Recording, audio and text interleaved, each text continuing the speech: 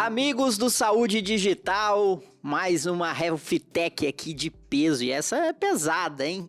Uma Health Tech aqui, uma das primeiras Health Techs, já passou aqui no podcast 2 vezes. E agora eu não sei se eu posso chamar assim, se vocês vão me permitir, mas na minha opinião, é a versão 2.0 da Memed. Até mudou a identidade visual, Memed, deu uma repaginada na identidade visual e mudou significativamente a forma de se apresentar para o mercado, o modelo de negócio, e nós vamos entender tudo isso aqui. Estamos tendo o prazer, a honra de receber Joel Renaud Júnior, CEO da Memed. Prazer é meu, Lourenço. Massa demais você estar aqui. Vai contar um pouquinho já do seu background até chegar na Memed. E meu amigo do peito aí, Thiago Júlio. Lourenço, tudo bem? Prazer estar aqui de novo, cara.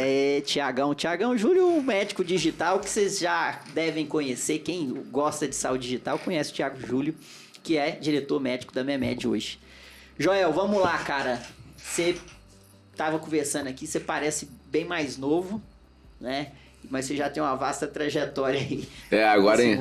Agora em 23 estão completando aí 10 anos de tecnologia, de business digitais, né? E antes disso foram 11 anos de investment banking, de mercado financeiro. E investment banking, qual que era várias empresas? A gente tinha na verdade eu fui sócio durante 10 anos da EBX, né, que pertenceu ao Ike Batista. E a gente basicamente, na holding, a gente investia de forma muito ativa, acessava mercado de capitais público e privado para financiar nossos negócios, basicamente em setores, vamos dizer assim, mais tradicionais da economia. Sim. Né? Depois disso eu tirei um tempo sabático, né? Fiquei um tempo fora, descansando, estudando. E aí, numa dessas minhas... durante esse meu sabático, num dos encontros que eu tive com o pessoal que eu conhecia da minha época, um grupo de banqueiros, né? De um banco estrangeiro, surgiu uma conexão com um fundo americano, que estava em fundo de tecnologia, um hedge fund americano, que na época estava muito ativo. Naquela época era a primeira onda, né, de grandes investidores estrangeiros de VC olhando e investindo ativamente em Brasil, né? E esse fundo estava especificamente bastante ativo. Eles têm ainda uma estratégia de spray and pray, né? É o Tiger Global. E eles queriam... a ideia era abrir um escritório aqui no Brasil, em São Paulo. E eu falei, olha, eu não entendo nada de tecnologia, pessoal. Vocês estão conversando com uma pessoa completamente errada, né? E eles disseram exatamente o que a gente quer, né? A gente quer alguém que queira, que tenha a capacidade de aprender rápido, né? Que tenha um background como o seu, muito versátil, né? Que fez investimentos, fez desinvestimentos, fez aquisições, fez vendas, etc. Conhece, entende de mercado de capitais, entende de dinâmica, né? Nossa, eventualmente num exit, né? Numa saída. E não precisa ter domain expertise, né? Você não precisa ser profundo conhecedor de tecnologia. E eles estavam investindo em 2 ativos na época, né? Na verdade, está dando um passo rápido atrás. A ideia era abrir o escritório aqui, eles acabaram não indo adiante com a ideia, abriram o escritório na China, né, em Beijing. Mas pediram para a gente continuar nossa potencial parceria, eu como alguém de confiança deles em uma das investidas deles no país, né? E uma dessas na época, no momento, eles estavam fazendo um movimento grande de aumento de capital privado, né, na B2W, e fazendo uma rodada, a série C, numa startup de agências de viagem online no Rio de Janeiro, chamada Hotel Urbano, que hoje em dia o nome é Urb, né? Isso. E conversando com amigos meus, né, que já entendiam mais de tecnologia, especialmente lá fora, nos Estados Unidos, no Brasil ainda era tudo muito novo, né? Eles falaram, Joel, e-commerce Brasil é um business muito complexo, né? Por todos os motivos que nós conhecemos. Naquela época, ainda mais, Ainda mais, né? Carga tributária, o mismatch capital de giro, toda a parte de gestão de inventário, capital intensivo. Já esse modelo meio que à la Booking.com, né, onde você a priori não carrega inventário, você é um 3P marketplace, né, você só está connecting the dots, conectando a pessoa com o quarto do hotel, né, isso é mais interessante, é mais escalável, né, requer menos capital, menos risco de balanço. E eu conhecia também um dos fundadores do Hotel Urbano, né, então já existia esse pré-conhecimento positivo. E aí foi meu crash course em tecnologia, cara. Eu fiquei um pouco mais de um ano no Hotel Urbano, foi um ano em que eu aprendi muita coisa, né? A gente, na época, queimava muito caixa para poder crescer, de fato. A gente estava meio que criando também a categoria no Brasil, né? O Booking ele tinha uma presença muito pequena no Brasil, ainda muito pouco conhecido, isso em 2013, né? Expedia nem existia no Brasil. E a gente começou a investir bastante para aquisição de tráfego, né? Topo de funil, né? Brand awareness. E claro, de novo, construir a categoria e mostrar para o brasileiro que ele poderia viajar comprando digitalmente a sua hospedagem. Fizemos a nossa série D, trouxemos outros investidores de peso também. A gente teve um cap table com Tiger, Accel e Insight, né? 3 grandes VCs globais, né? E na nossa série E, né? Nós trouxemos o Booking.com, né? Olha, que legal. O Booking nos tornou sócio do business e num deal muito, muito bacana, onde a gente tinha exclusividade para vender o inventário estrangeiro do Booking no Brasil. E eles tinham exclusividade de vender todo o nosso inventário, ou seja, todas as nossas parcerias, nossas redes de hotéis, parceiros no exterior, exatamente. Que bacana. E isso foi um puta aprendizado. Foi um pouquinho mais de um ano, como eu falei, de um crash course ultra mega intensivo em tech, né? Em business digitais.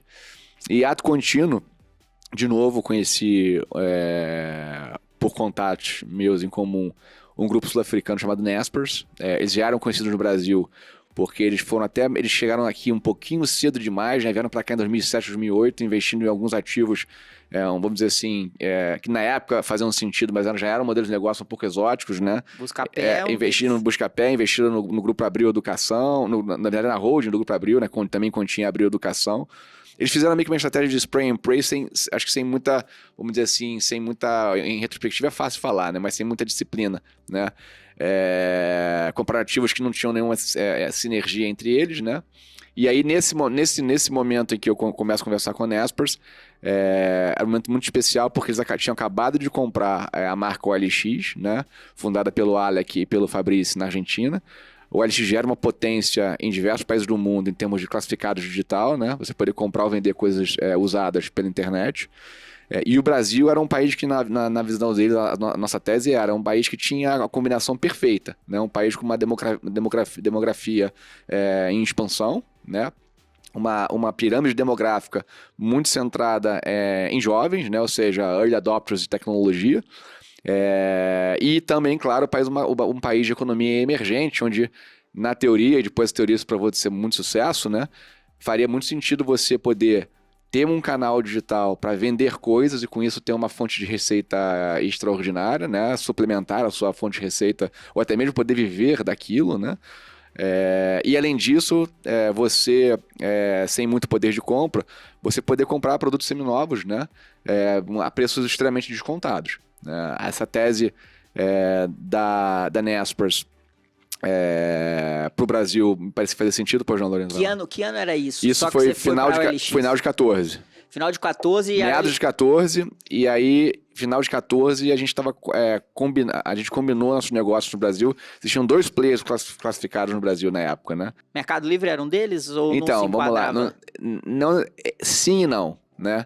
Porque Mercado Livre já estava focando também bastante, até mais ainda, né? Em produtos novos, né? Ele já estava virando um marketplace tradicional, né? E não um marketplace de used goods focado no peer-to-peer, no C2C, né? Ele já tinha virado um marketplace B2C, né? Focado em produtos novos, né? E a OLX, essencialmente, nós éramos um marketplace C2C de used goods, né? Benchmark eBay?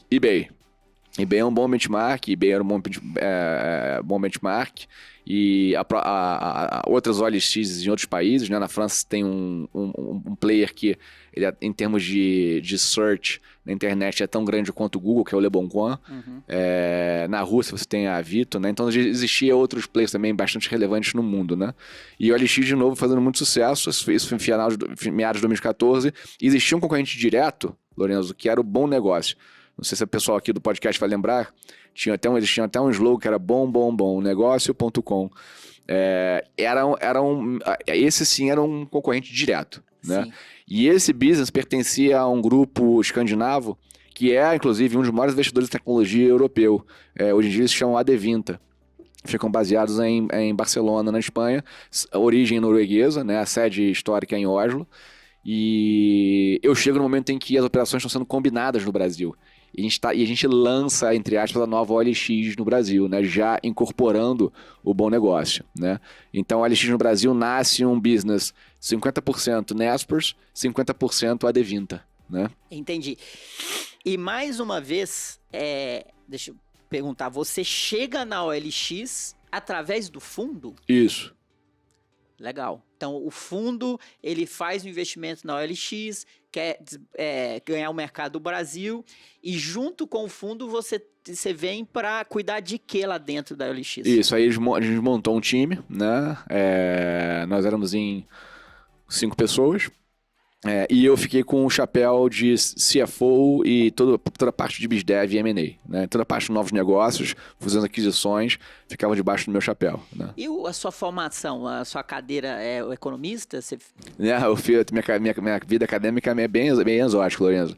Eu comecei Direito e Economia, cursando os dois ao mesmo tempo, tranquei os dois,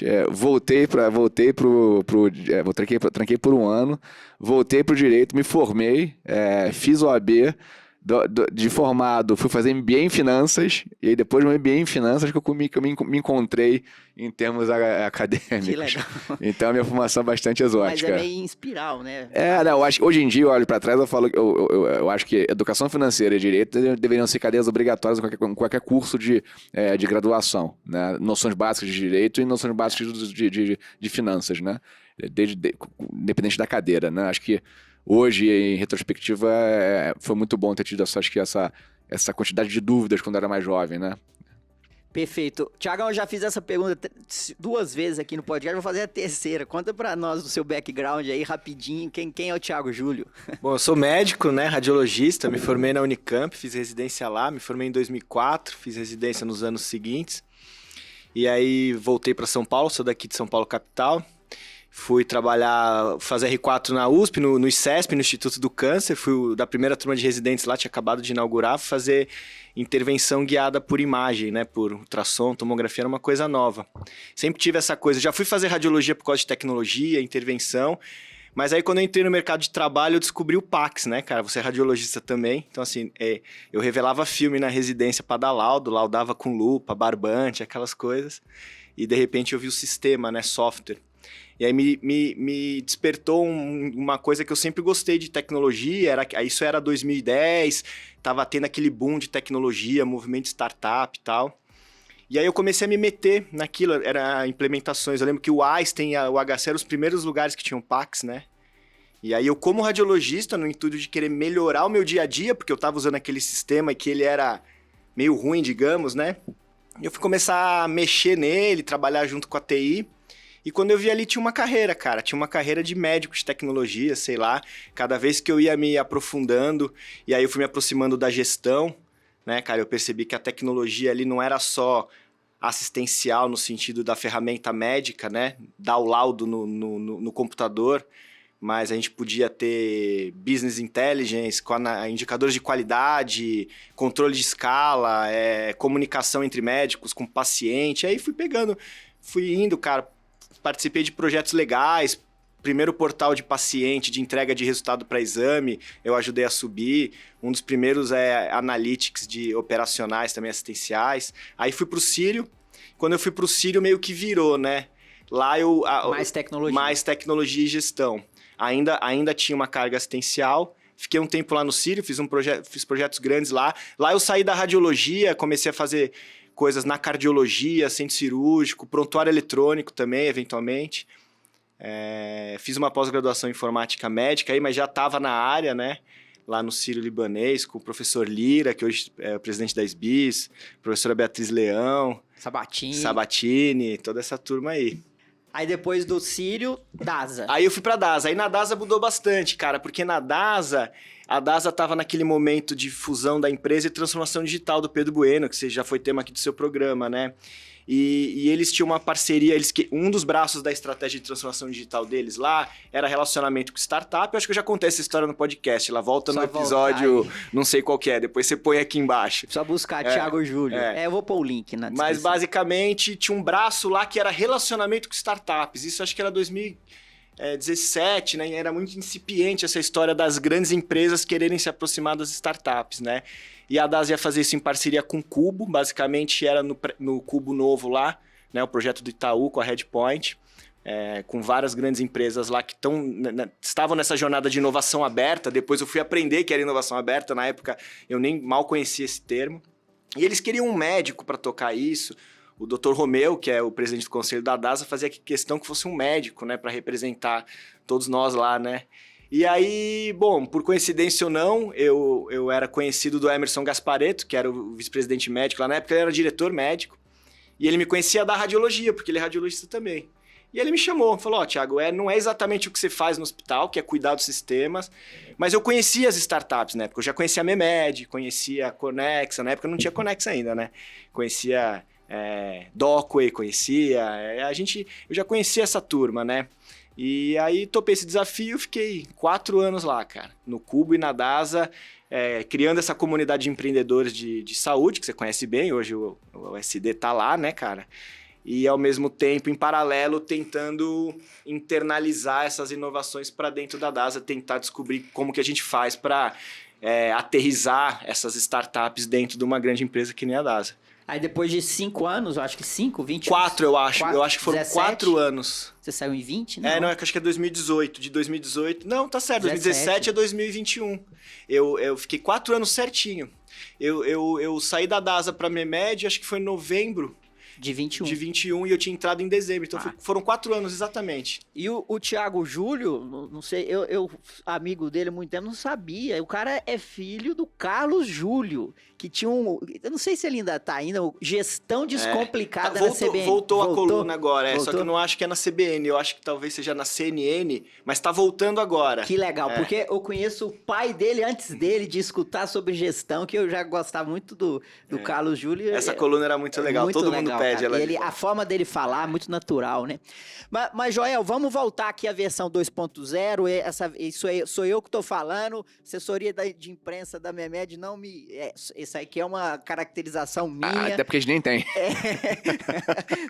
Não critiquem a minha... Só eu que tô falando, versão 2.0 para facilitar, mas essa versão 2.0 vem do movimento quando... os fundadores, eles têm um exit e o fundo, o DNA Capital, passa a assumir maior parte do controle acionário da empresa, a Memed. E se eu estou fazendo uma leitura, novamente tem um movimento aí de você vir junto com o fundo, né, Joel? Que agora que eu não sei se isso é correto, mas estou fazendo essa associação. E também o Thiago chega nessa mesma época. Uhum. E aí a gente tem essa versão 2.0 Memed, onde vem pessoas de mercado, você que já tem uma vasta experiência, Thiago Júlio com vasta experiência, e um novo posicionamento no mercado. Queria que você explicasse um pouco desse roadmap a partir do momento que a DNA Capital passa a ter o controle maior acionário e o que vocês estão planejando aí, mais ou menos. Não, você descreveu de forma muito correta, Lourenço, foi exatamente isso. Acho que existia um trabalho de democratizar a prática da prescrição eletrônica no país, né, que vem sendo muito bem feito pelo time até então, né? E em 2020 eu começo a conversar com a DNA. Nessa época a gente na OLX, a gente acabado de fazer a aquisição do grupo Zap Imóveis, né? Então a gente, após a conclusão da aquisição, a gente se transformou no maior business de classificados digitais da América Latina, né? Nós já havíamos virado um unicórnio em 2019, né? Foi um case muito bacana, de muito sucesso. E aí eu vendo minha participação no business e começo a conversar com a turma da DNA exatamente por conta de várias investidas que eles tinham em tecnologia, né? E uma tese que eles tinham bastante confiança é exatamente a tese da Memed, né? Existia uma vontade também dos founders que já estavam na companhia há um tempo, né? De fazerem, como você falou, o exit, né? Isso acabou ocorrendo. Foi uma combinação de fatores, né? Eles que querendo já ter uma liquidez, né? Depois de anos aí empreendendo. e a DNA enxergando que a Memed poderia ser uma empresa com um potencial muito grande, né? E nesse momento a gente começa a conversar para, de fato, avaliar os méritos da tese, né? E qual a melhor forma, de fato, de colocar tudo aquilo que a gente vislumbrava de pé. Chego na empresa, início de 21, está completando agora 2 anos, né? Trago pessoas aí como o Thiago e o Júlio, excelentes aí como meus sócios na empresa. Montamos um time novo. Evidentemente, retemos, né, dentro da companhia grandes talentos que existiam na versão, como você brincando aqui falou, na versão 1.0, né? E acho que a principal mudança, ô Lorenzo, quando a gente chega na companhia, é que até então nós éramos, nós continuamos sendo, tá, uma empresa de software no setor de saúde, né? Uma empresa de software no setor de saúde que até então era um motor de prescrição médica digital, ponto, né? E com uma escala já crescente e relevante, né, dentro do mercado médico, não só médicos individuais, né, vocês aqui nas suas perspectivas clínicas, práticas próprias, né, mas também players relevantes, instituições de saúde grandes, relevantes, que já se utilizavam do nosso software, né, players de telemedicina, prontuários, grandes hospitais, grandes operadoras de saúde, verticalizadas, não verticalizadas. E quando a gente começa a tentar entender melhor, né, quais são as grandes alavancas de valor do negócio, a gente percebe que a Memed ela tem um benefício dela ser essa camada de novo, essa camada de software, né, que interliga essas diversas personas do ecossistema de saúde, né, começando pela relação médico-paciente, né, e a partir de então, conectando com a indústria farmacêutica, com o varejo farmacêutico, com a rede brasileira de laboratórios de medicina diagnóstica, de exames, né? Ou seja, ela tem touch points muito relevantes, muito importantes, com diversos entes do setor de saúde, né? E sempre de uma forma muito positiva e uma forma muito unificadora, né? Minha visão, eu sou pato novo em saúde, vocês são os experts, né? Se eu estiver falando alguma besteira aqui, me corrijam. Setor muito fragmentado, né? Cada um olhando muito, acho que para o seu próprio umbigo, né? As coisas não interligadas, não se falando, né? Cada player construindo o seu próprio castelo, né? E na verdade não existe, acho que não existe um movimento setorial, né? Ou então não existe uma empresa que pudesse, de alguma forma, via tecnologia, né, tentar gerar valor para todos esses entes, né, da cadeia do setor de saúde, né? E olhando para o nosso business, a teoria foi: a gente já tem, acho que, um papel muito importante aqui na prática médica, né, na vida do médico. Hoje em dia ele pode prescrever digitalmente, tanto via teleconsulta quanto uma consulta presencial. Ele pode prescrever digitalmente do desktop, mas e também da sua palma na mão, né, através de smartphone. Nossa versão responsiva, que tem a mesma qualidade de tecnologia da versão desktop. E o paciente, né?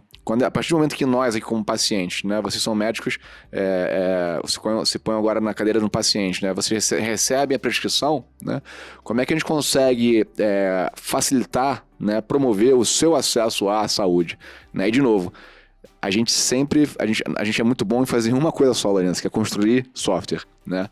Então a gente nunca vai ter a pretensão de fazer nada por nós mesmos em termos de eu vou construir um hospital, eu vou construir um centro de medicina diagnóstica, eu vou ser uma operadora digital. Não, né? Eu quero ter todos esses players como parceiros da Memed, né? Como usuários da Memed, né? Porque eu acho que minha tecnologia de fato é de alta qualidade.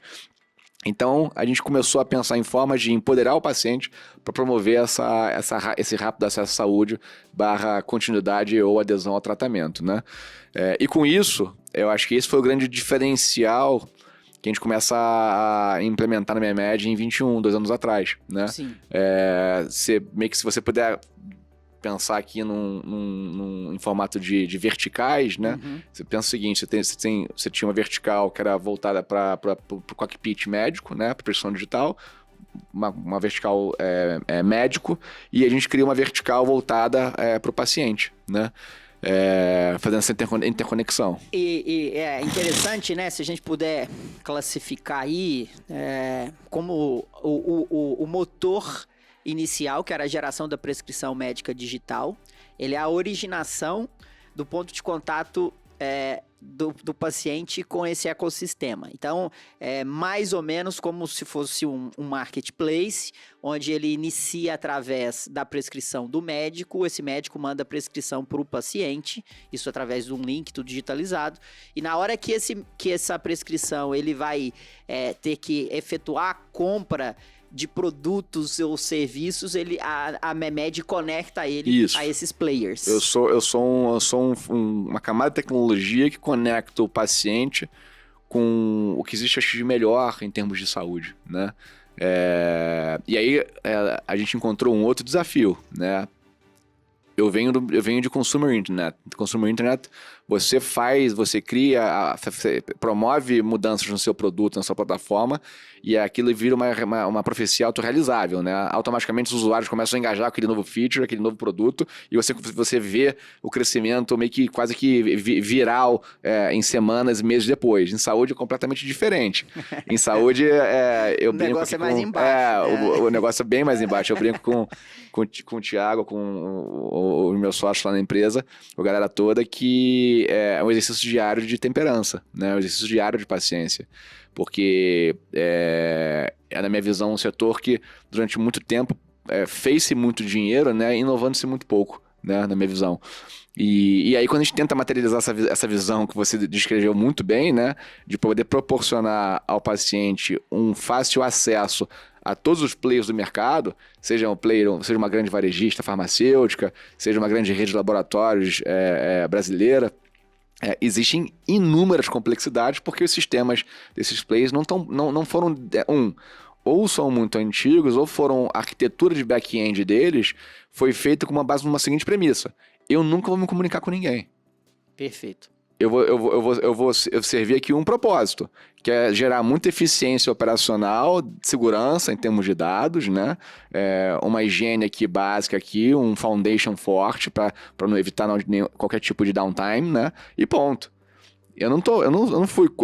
O meu desenho, o meu design não foi feito para ser uma arquitetura aberta, onde num futuro próximo eu vou estar me interconectando com o Lorenzo, com o Thiago Júlio, com o Joel Renaud Júnior, né? E aí, né, Thiago, filosoficamente, como você disse, são empresas que estavam confortáveis, sempre estiveram confortáveis do ponto de vista de faturamento, né? Esses players da saúde. E não pensavam em conexões. Agora, não sei se é uma imposição financeira de receita, talvez não, mas é uma imposição de mercado, que se você não tem conexão, o seu negócio está a caminho do cemitério, como diz o Silvio Meira, que passou aqui. Se você não tem conexão, se você não faz parte de uma plataforma, o seu negócio está a caminho de um cemitério dos CNPJs. E aí, Thiagão, você que é da saúde, que é médico, como que você vê esse movimento dos players em abrir portas, abrir APIs, né, APIs para as conexões? Porque sem ela, a gente não consegue retirar o atrito para o paciente lá na ponta.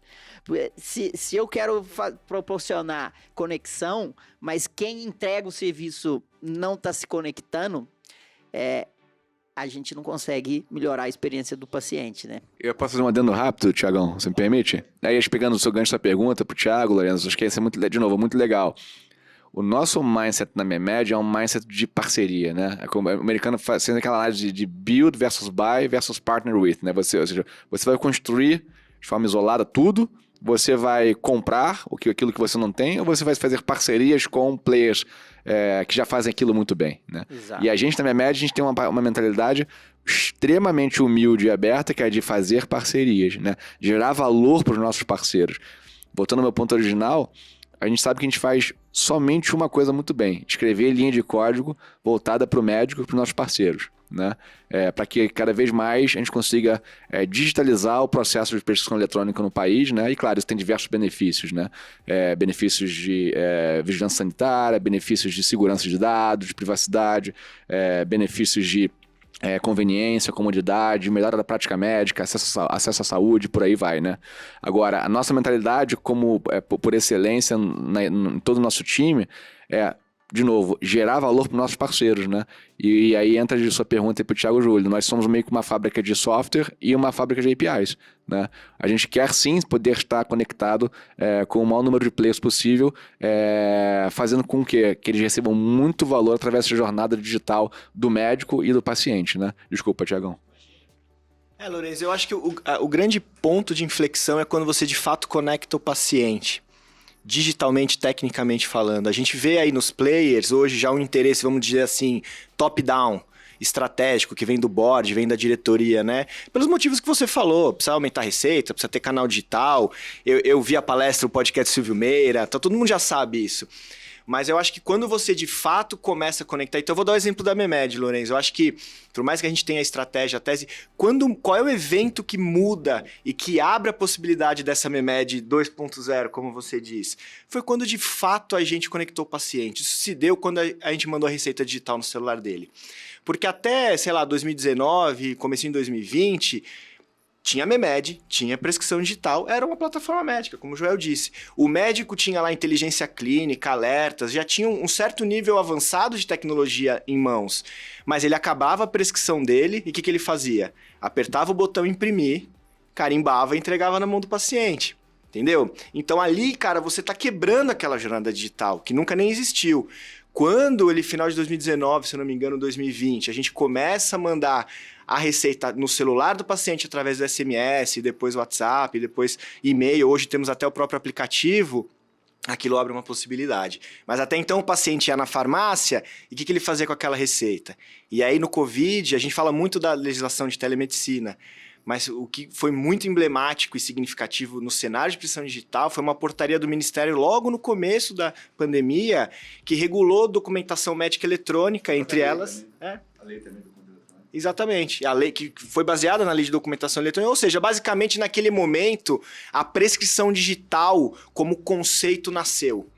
Tá? Porque ali não era só ela não era um papel gerado por um software. Ela realmente ia de ponta a ponta digital. O médico gerava, o paciente abria, ia na farmácia e através de um software que a Memed fez e disponibilizou para farmácias gratuitamente. Então hoje quando você vai na farmácia e o rapaz lá, a farmacêutica bipa a receita Memed, tem um software Memed rodando lá.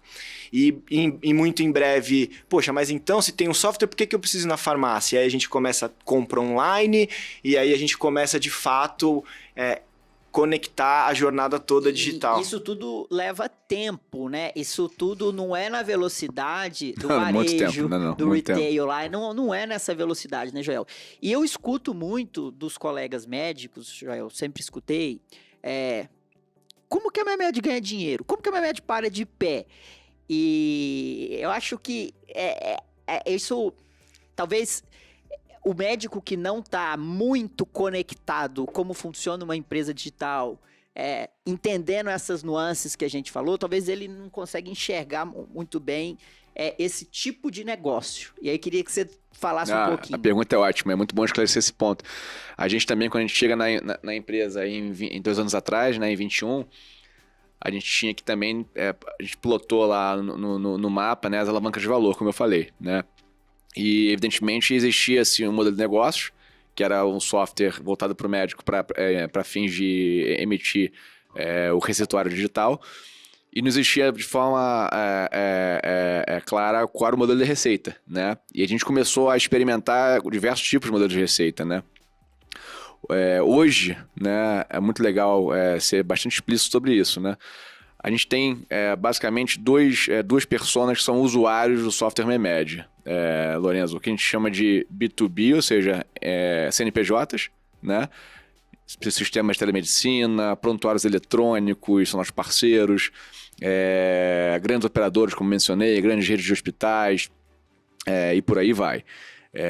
E do outro lado você tem o que a gente chama de B2C, que somos nós aqui, né? Nós somos médicos, temos um pequeno escritório, usamos até mesmo na física a Memed, né? Como ferramenta de trabalho, e isso também gera prescrição através do nosso software, né?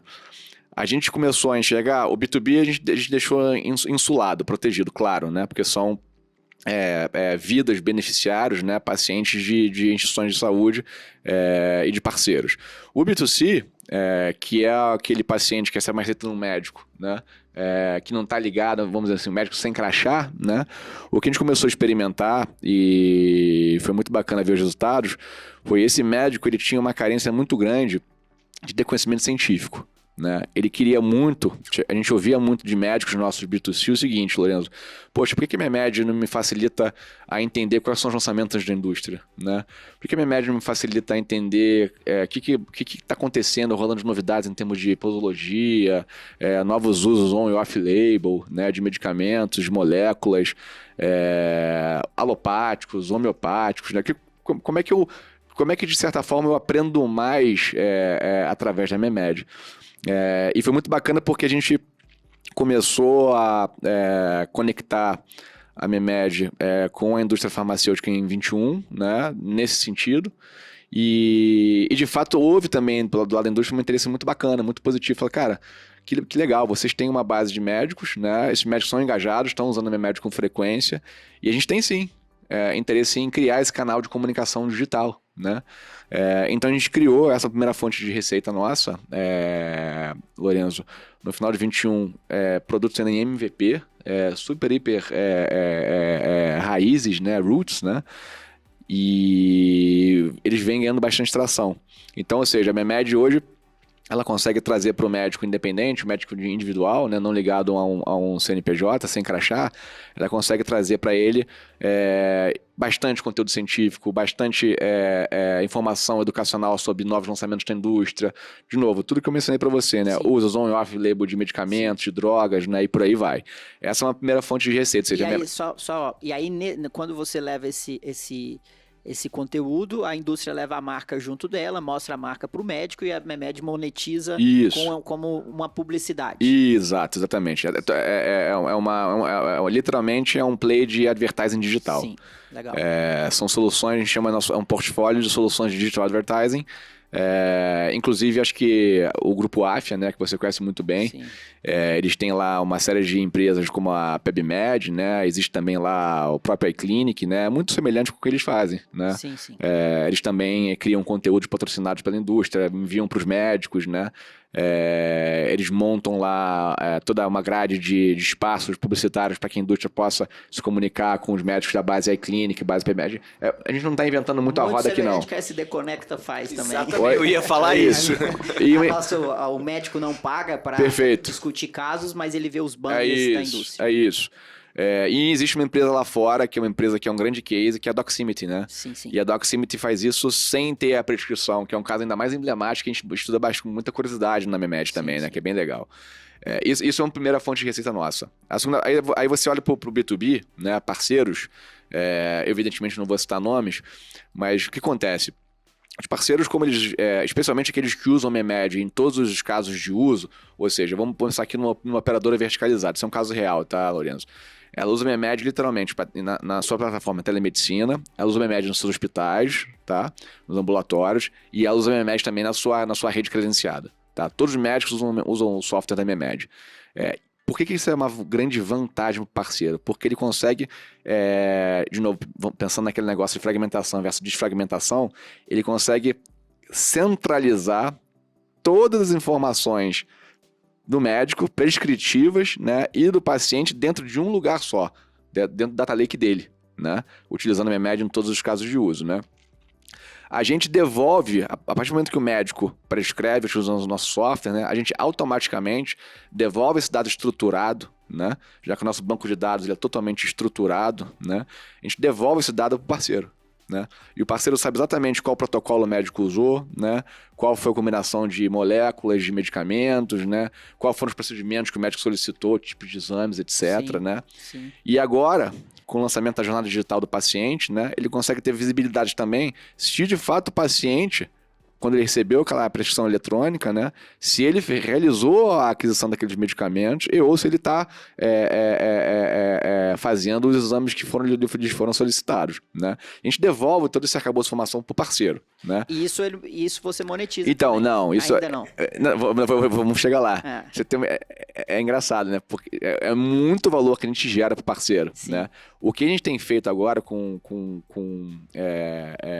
sucesso bacana quando o parceiro, o dado estruturado da devolução faz parte já do kit Memed, a gente devolve o parceiro, é um baita valor gerado e a gente quer mesmo que ele fique feliz e cada vez mais com isso incentivado a usar Memed em mais casos de uso, né? Porque ele consegue perceber, tangibilizar os benefícios de usar Memed em larga escala. O que a gente tem feito é o seguinte, existem parceiros nossos, e essa operadora verticalizada é um exemplo concreto, que ele nos falou, Joel, eu quero análises mais profundas, além dos dados que você já me devolve. Porque eu estou montando o meu time agora de cientista de dados, de data science aqui internamente, e eu não consigo fazer ainda gerar grandes dashboards, gerar grandes relatórios.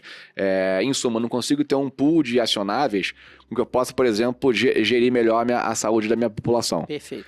Eu ainda não consigo fazer análises para reduzir meu loss ratio, minha sinistralidade, né?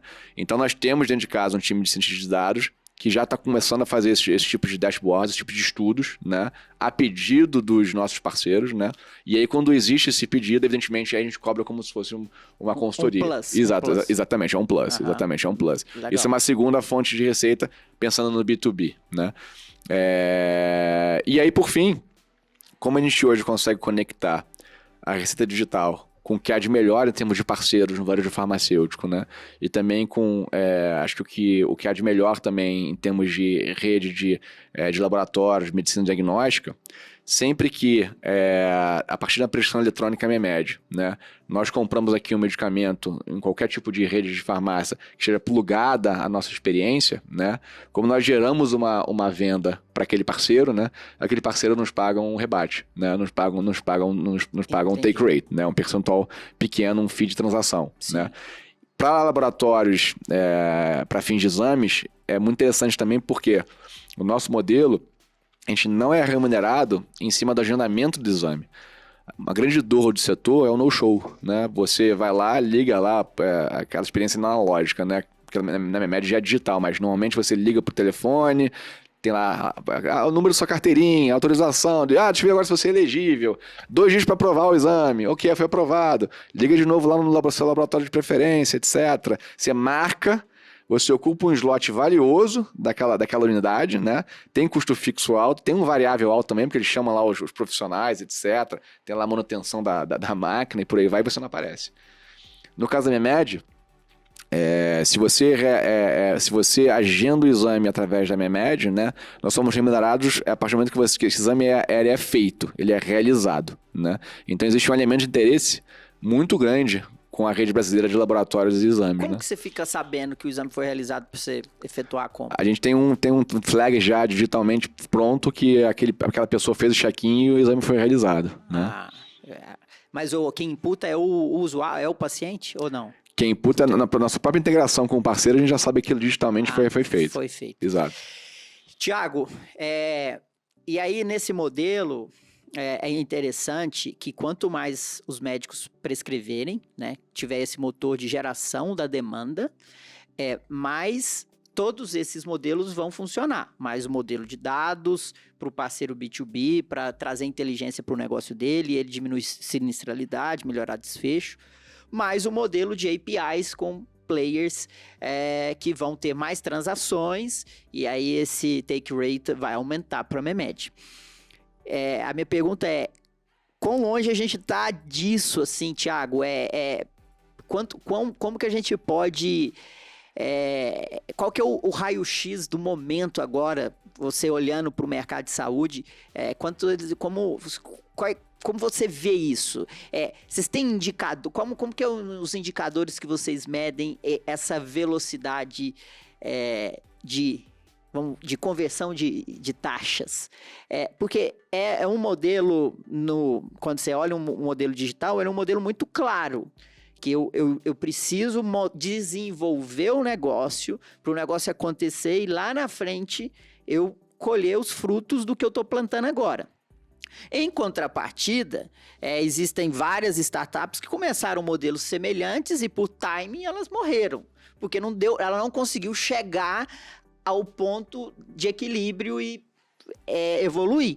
E aí que eu quero que você faça essa reflexão, assim, o quão difícil está isso, quais indicadores vocês veem que isso está melhorando, está indo no caminho certo, como que você vê isso? Vamos lá, Lourenço, vou tentar usar uma lógica de funil para responder. Primeiro, pensando no topo de funil, que ainda é o grande desafio, não só da MEMED, mas boa parte das empresas de tecnologia. A gente ainda está digitalizando o médico. Então, aquilo que a gente vive... Hoje a radiologia é toda digital, assim... Dificilmente a gente vai ver alguém num grande centro, numa grande clínica, dando um laudo usando uma lupa. Um filme, né, revelado, fotográfico. Agora, quando a gente pensa, por exemplo, em prescrição digital, mesmo prontuário eletrônico, ainda é uma parcela mínima dos médicos. Existem hoje na MEMED, sei lá, 200 mil médicos cadastrados na MEMED, 60 mil deles são super ativos, outros tantos usam a MEMED ocasionalmente, mas o nosso grande concorrente ainda é o papel. A gente ainda tem que convencer boa parte dos médicos que prescrevem no papel, né? Então, assim, é muito mais uma batalha de digitalização, de acesso à tecnologia do médico, mudança do hábito, do que, de fato, a MEMED disputando com eventuais concorrentes de mercado, tá? Então, acho que esse é o primeiro grande desafio. Então, como que a gente está nesse sentido? Estamos indo bem. Assim, a gente tem bastante médico, a gente ganha médico adepto toda semana, não só ganha como médicos que prescrevem pouco vão cada vez aumentando seu hábito, isso é o que a gente vê dentro da MEMED. Então, nesse sentido, está muito legal. Mas a gente ainda estima que, sei lá, as receitas digitais representem talvez o que, Joel? 5%? Algo já ao redor de 20% do total. Do total do mercado. Excluindo o setor público, né? Tirando o público. Setor privado. Se a gente colocar o público na conta, talvez seja menor, dilui mais, né? Então existe ainda um grande esforço de digitalização. Mas você está certo quando você diz que quanto mais entra no topo do funil, é igual um cano d'água, né? Ele vai começando a fluir para baixo, né? Quando a gente vai pensando em o que isso aí está chegando lá para o paciente, a gente também está indo super bem. Lembrando que é algo relativamente novo, tá? Eu acho que a gente lançou ali a nossa plataforma de venda online de medicamentos, onde a gente, deixar claro aqui, né, Lourenço, a gente conecta as farmácias que já existem no e-commerce, né? Não é uma venda direta da MEMED ou com um parceiro exclusivo. Então, a analogia que eu uso é como se a MEMED fosse um shopping digital em que as farmácias, as drogarias abrem suas lojas digitais lá dentro. E laboratórios. E laboratórios para exames. Então a Drogaria São Paulo tá lá dentro. Volta aquele nosso ponto de a gente fazer uma coisa só muito bem, que é escrever código e fazer API. Só isso. Montar o shopping, né? Exatamente. Montar arquitetura digital para que players que têm interesse em ter essa presença digital perante milhões de pacientes únicos médicos que recebem prescrição eletrônica MEMED, né? Que eles possam rapidamente se conectar conosco e absorver todo esse valor, né? Que nós estamos gerando. Perdão, Thiago. Não, imagina. E aí o que é... E aí é literalmente o shopping, porque cada drogaria escolhe o tamanho da sua loja, o preço, as comodidades. No caso digital, que tipo de sortimento, que tipo de preço, condições especiais, tipo frete, cuponagem e tal. Então, e aí você tem, né, grandes cadeias com frete rápido, preço mais caro, aquela drogaria local, enfim, a gente tem que emular o que rola. Mas aí o ponto que eu quero trazer teoria de marketplace, né? Você tem que ter liquidez. Então, quanto mais parceiros, quanto mais drogarias, quanto mais sortimentos, quanto mais condição de frete, isso vai acelerando a roda para o paciente. Porque num primeiro momento o paciente quer opção, quer comodidade, né? E isso também tem ido bem.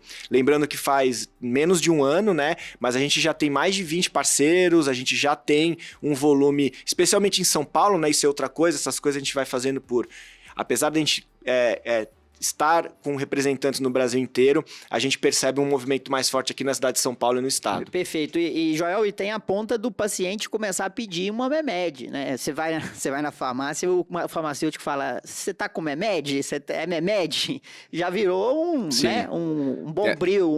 Tem até casos nossos, isso acontece quase todo mês, né? O nosso time de CX, de Customer Experience, ele recebe reclamações às vezes de pacientes que receberam uma receita eletrônica, sei lá, de algum outro tipo de motor, dizendo, ô MEMED, cara, na boa, me manda uma receita nova, que essa aqui a farmácia não quer aceitar. E a gente tem que responder, olha, a Memed não é um médico, né? É. Nós somos uma empresa de software. Peça para o seu médico, por favor, acessar a Memed de forma gratuita, né? Lhe enviar para o seu smartphone via SMS ou WhatsApp a receita, e aí sim você acha que não vai ter nenhum problema perante o varejo, né? Perfeito. Cara, pra gente caminhar pro fim, queria que você, de aprendizado seu, você tem uma grande experiência, uma carreira muito bem sucedida no mundo business, e agora lidando com a saúde, lidando com o médico há 2 anos. O que você tem para falar para esse médico que está nos ouvindo aqui, que geralmente são os early adopters? O que você pode compartilhar de aprendizado seu para passar com esse profissional que também tem essa necessidade? Às vezes a gente fala muito, o médico não é digital, o médico não tem resistência, mas a gente não está vivendo o calo dentro do sapato dele. A gente não faz... Cara, tem muito médico que não precisa ser digital, que tá com a vida ganha, e ele não precisa ser, ok, não vai ser digital. Mas o que você tem para compartilhar, que você aprendeu, que você quer dividir? Eu vou falar uma coisa que é meio clichê, Lorenzo, mas que eu acho que é uma verdade em outras verticais, de novo, como era uma verdade em consumer internet, e hoje em dia eu vejo que tem sido um tema muito falado em healthcare, né? Que é você, de fato, o patient centricity, né? Você colocar o paciente no centro, né? Eu acho que se de fato médicos, né, e grandes instituições de saúde começarem a fazer isso de forma consciente e de forma legítima, vai haver uma revolução, né? Eu converso muito com médicos, converso bastante com pacientes, né? E eu percebo até feedback de médicos, né? Com relação à nossa tecnologia e parceiros também, né? Duas coisas muito interessantes, né? O médico, de novo, pensando em B2C e B2B, né? O médico individual que usa a Memed, muito feliz, por quê? Porque os pacientes estão felizes também, né? Porque o nosso software não só facilita a vida dele em termos de prática médica, né? Traz todo o conteúdo científico aí que a curadoria é feita pelo Thiago Júlio e pela equipe dele, toda a comodidade em termos de alertas, é tudo digitalizado, né? Banco de dados, banco de dados de medicamentos, banco de exames, né? Tudo isso pronto, né? Mas também o paciente, quando recebe a receita digital, né, ele ganha opcionalidade, né? Ele ganha, de novo, como eu falei, ele pode se tratar, pode ter acesso à saúde de maneira mais rápida, né? E o feedback dos médicos é muito positivo. Então, acho que cada vez mais esses médicos se colocarem no lugar dos pacientes, né? E entenderem que essa é uma relação recíproca muito positiva, né? Eu enxergo que a tendência é cada vez mais meios digitais serem utilizados, né? Mesma coisa para parceiros, né? Para instituições de saúde, né? Eu acho que fala-se muito, né, em patient centricity. Eu vejo muitas iniciativas bem legais de players grandes, consolidados, né? Agora, ao meu ver, falta aquela, como eu falei no início, né? Falta aquele movimento setorial mais forte, né? Para de fato, ok, vamos lá, a gente tem que empoderar o paciente. Como é que a gente pode fazer isso, né? Como é que a gente pode garantir que ele vai ter um índice de satisfação alto? Como é que a gente pode garantir que ele vai ter acesso rápido à saúde, bons desfechos clínicos, né? E por aí vai. Um comentário que eu passei nesse sentido é um dado que eu vi recentemente. O Brasil, a gente sabe que são cerca de 50 milhões de pessoas que têm acesso à saúde privada, né? Basicamente está falando aí de 25, né? 25 a 30% da população brasileira somente tem acesso à saúde privada. O resto, todo mundo tem que recorrer ao SUS, né? Que é um sistema maravilhoso, mas é muita gente, né? E desses 50 milhões que têm acesso à saúde privada, Lorenzo, mais de 60% se dizem completamente dissatisfeitos, né, com os serviços que eles recebem, né? Então acho que esse exercício de, cara, por que ele está dissatisfeito? Né? Vamos tentar entender de fato qual é o motivo da dissatisfação, né? Endógeno, cabe a gente fazer essa mudança? É exógeno, alguma coisa extra à nossa operação, né? O que mais a gente poderia estar oferecendo a esse paciente em termos de serviço, de acolhimento, em termos de educação, para que ele pudesse eventualmente ser um promotor e não um detrator, né? Perfeito. Então acho que isso para mim é um grande aprendizado e é uma coisa que, de novo, contem com a Memed nessa jornada, né? A gente não tem ambição, nunca vamos fazer nada além do que é o nosso core, né? Não temos a menor ambição de alocar capital de maneira ineficiente, fazendo coisas que nós não sabemos fazer, né? Agora, podemos ajudar, né? Podemos ajudar muito. Com certeza. Tiagão, suas palavras finais aí de aprendizado para o colega seu aí que que escutam o nosso podcast. Lorenzo, vamos lá. Isso até explica o porquê que eu topei esse desafio de vir para a MEMED, né? Porque por mais que eu aprendi pra caramba sobre business de marketplace, né? Que a gente tecnicamente falando, inclusive, mas eu tô aqui, sempre atuei, mesmo com tecnologia na saúde já faz mais de 10 anos, como médico, né? Pensando em saúde do indivíduo e saúde das populações como um todo, né? Então, assim, o primeiro ponto é aquilo, eu me sinto um pouco ali igual quando eu estava ali no Einstein, no Sírio, em que eu cuidava de um sistema, né, que os médicos trabalhavam. E aí a minha sensação o que me impulsiona ali como médico é empoderar o médico, né? Então, assim, a minha visão olha, o meu radiologista vai ter superpoderes, não só porque ele é atualizado, porque ele tem uma boa formação, mas porque ele usa uma belíssima ferramenta, né? E a minha visão na MEMED é a mesma. Então, é constantemente empoderar o médico naquele momento de tomada de decisão de um ato médico que é a prescrição, né? A gente, às vezes, parece que a prescrição é simplesmente um ato operacional, que você escreve, mas, cara, aquilo ali consolida todo o processo, né, da consulta, diagnóstico, tratamento, aquele é o ato médico final, né? Então, é como se, assim, o que me motiva é igual Fórmula 1, sabe? Eu quero fazer uma Ferrari pro médico sentar. Ele vai sentar aqui, ele vai dirigir uma Ferrari, ele vai dirigir uma Mercedes, né? Ele vai sentar, ao prescrever na MEMED, é como se ele estivesse usando um iPhone, né? Então e como que a gente faz isso? Com ferramentas de inteligência, né? Alertas, suporte à decisão clínica, esse tipo de coisa. Então, tem esse primeiro drive que é sempre o médico que usa isso, o médico que usa a MEMED vai ser melhor que o médico que não usa a MEMED. Esse é o que me motiva ali. E no final do dia, por que ele é melhor? O paciente dele vai performar melhor. O segundo ponto é que a hora que a gente conecta o paciente, então tem toda a camada de comodidade e de abrir essas possibilidades da era digital para o paciente, mas aonde que como médico eu estou interessado aí?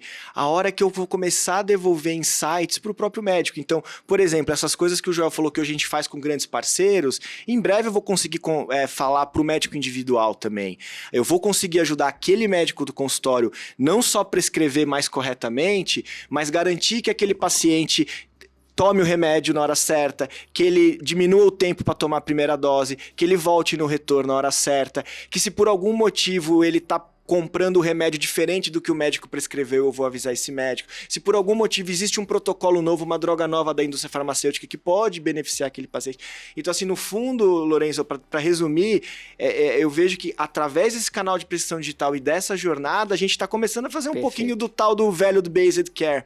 Muito em breve, a MEMED vai ser um potencial aliado de qualquer médico instituição que está olhando ali para o paciente, como o Joel disse, não só na questão da comodidade, do acesso, de captar esse cliente, mas também de garantir que ele tem o melhor desfecho, que ele está tomando a droga certa na hora certa e vai ficar saudável. Então é isso que eu acho que sintetiza a hora que você liga o propósito clínico médico de todos nós com um propósito de negócio digital em saúde e informação. Muito bom, cara. Agradeço a presença de vocês. Sou fãzaço da MEMED, MEMED 1.0, MEMED 2.0, sempre fui fã porque é uma health tech que desbravou e ainda desbrava e a gente precisa de empresas como a MEMED para trazer, eu acredito todo nesse contexto, em que quanto mais a gente usar as ferramentas que são meio, elas não são fins, mas quanto mais a gente conseguir utilizar essas ferramentas, melhor será a entrega do valor do médico para o paciente. Melhor serão os desfechos em saúde, então vocês representam muito bem isso. Obrigado. Obrigado a você, Lorenzo. Vamos continuar em contato aí. Com certeza. Obrigado, pessoal. Obrigado, Lorenzo. Somos fã de vocês também. Lá na MEMED todo mundo é fã do podcast. Verdade. Aê, cara, valeu. Pessoal, dá o seu feedback aí pra gente. Estamos no YouTube, no Spotify em vídeo, no Spotify em áudio. E fala o que você achou, traga a sua dica, qual outro tema que você quer que apareça aqui. Compartilhe, gostou, compartilha, manda um WhatsApp para os seus colegas aí para conhecer mais da MEMED e a gente se encontra semana que vem. Até a próxima, valeu!